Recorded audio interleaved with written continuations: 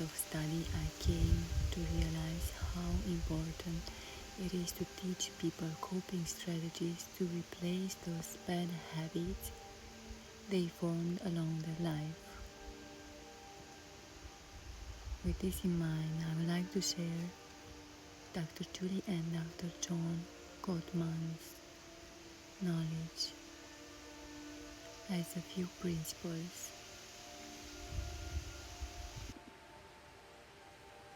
After analyzing data from over 50,000 couples around the world, they discovered this perfect ratio 1:5. That means for every bad thing that you did, you have to do 5 positive things to make it up. In those 30 plus years of studying why the couples are fighting, they came up to an answer. The couples fight because of failure of connection. When there is failure of connection, those 4 horsemen appear. Those 4 horsemen are a predictor of divorce, as Gottmans says.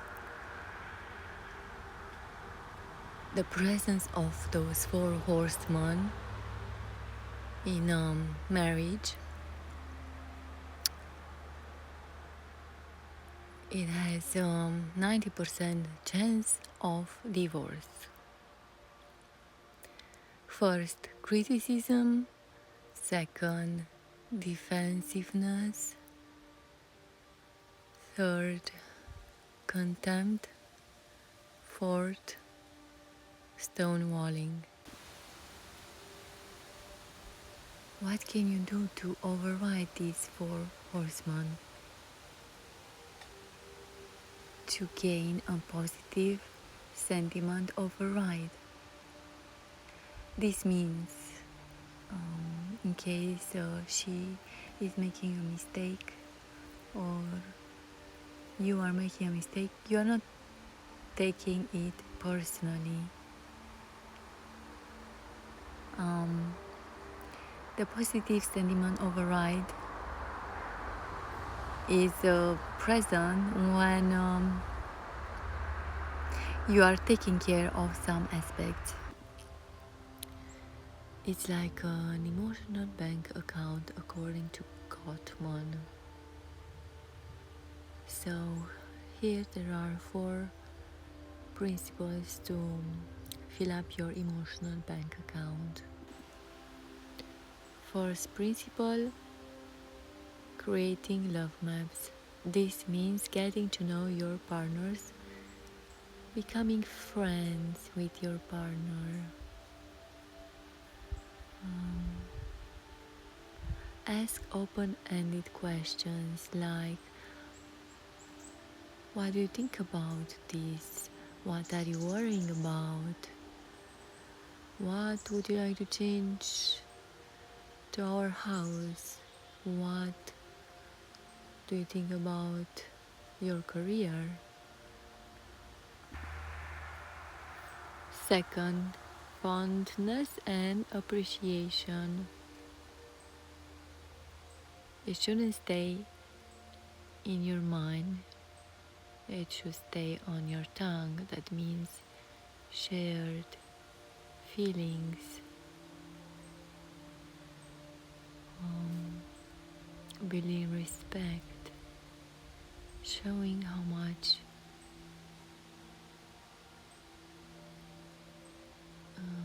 your partner means for you and how important he or she is for you. Third, emotional beats of connection. We are using emotional beats of connection when we are trying to find a way to connect to our partner. For example, when our partner is seeing something outside, looking at the window, and is asking for your attention, you turn with enthusiasm, neutral turn, or no turn at all. The studies are showing that whoever applies these three principles plus adds sense of humor and affection improves their relationships, sex, passion, and romance. An important aspect Dr. Gottman found in his research in his laboratories is that whenever couples were arguing, their heart rate was racing. When the heart rate was low, people were having a sense of humor, listened well, had more creative in skills in problem solving. After the couple calmed down, how to move the couple from gridlock to dialogue? When we look deeper and search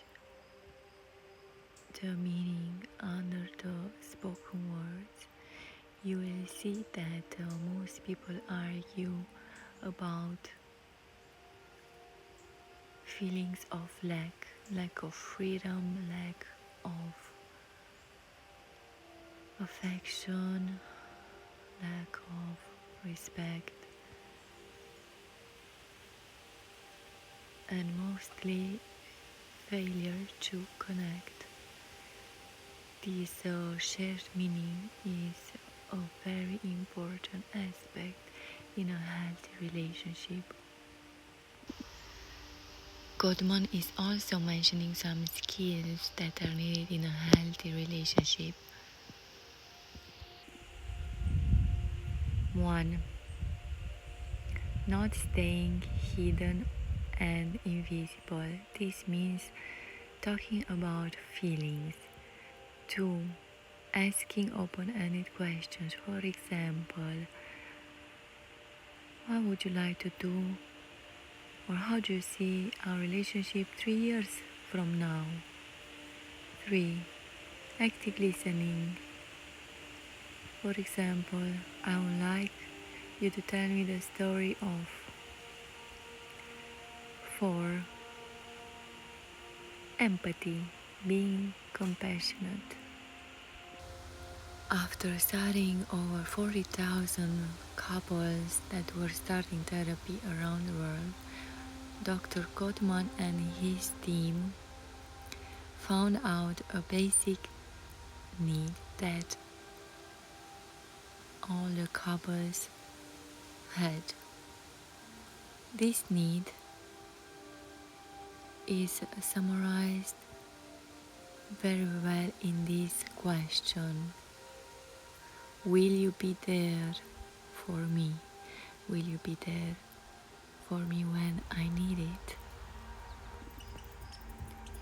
Benefits from commitment in a relationship: longevity, better health, better resilience, better recovery from illness.